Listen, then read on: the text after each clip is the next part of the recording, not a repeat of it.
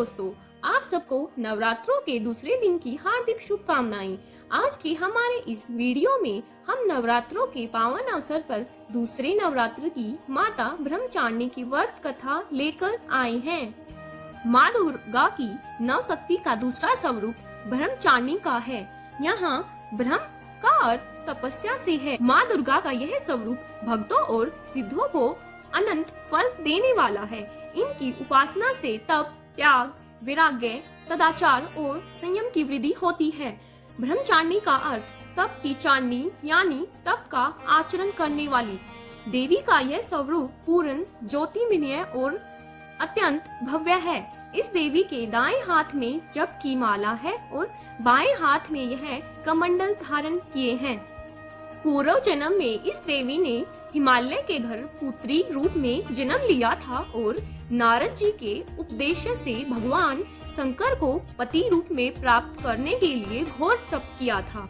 इस कठिन तपस्या के कारण इन्हें तपचारिणी अर्थात ब्रह्मचारिणी नाम से भी जाना जाता है। 1000 वर्ष तक इन्होंने केवल फल फूल खाकर बिताए और 100 वर्षों तक केवल जमीन पर रहकर शाक पर निर्वाह किया।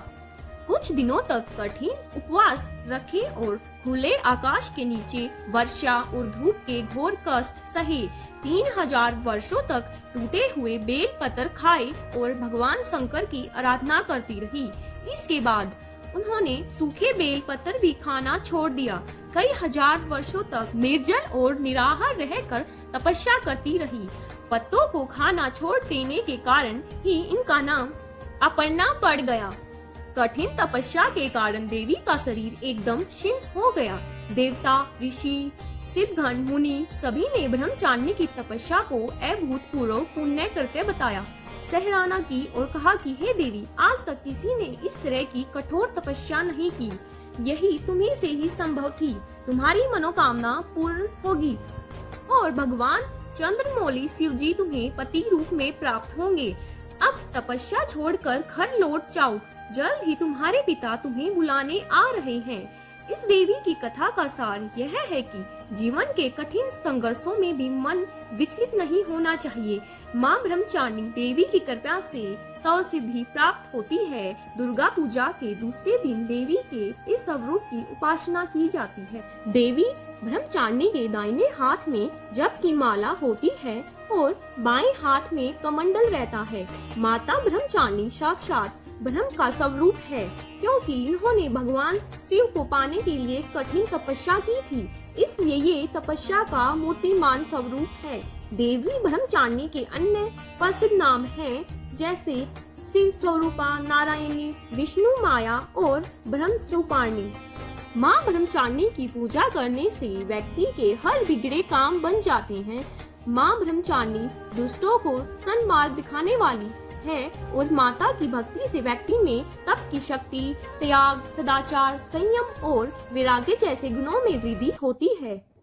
तो आइए दोस्तों, जान लेते हैं नवरात्रि व्रत की दूसरे दिन की विधि। देवी ब्रह्मचारिणी की पूजा करने के लिए सुबह जल्दी उठकर स्नान आदि करने के पश्चात माँ ब्रह्मचारिणी का स्मरण करें। इसके बाद उनका ध्यान करें और प्रार्थना करें।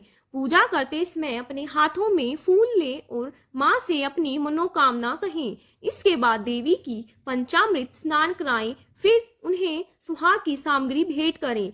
देवी ब्रह्मचारिणी को फूल, अक्षत, कुमकुम, सिंदूर अर्पित करें। देवी ब्रह्मचारिणी को कमल का फूल चढ़ाएं और मंत्रों का जाप करें। इसके बाद माता को मिष्ठान का भोग लगाएं और घी का दीपक और कपूर से माँ की आरती करें। तो दोस्तों, कैसी लगी माता ब्रह्मचारिणी की यह व्रत कथा?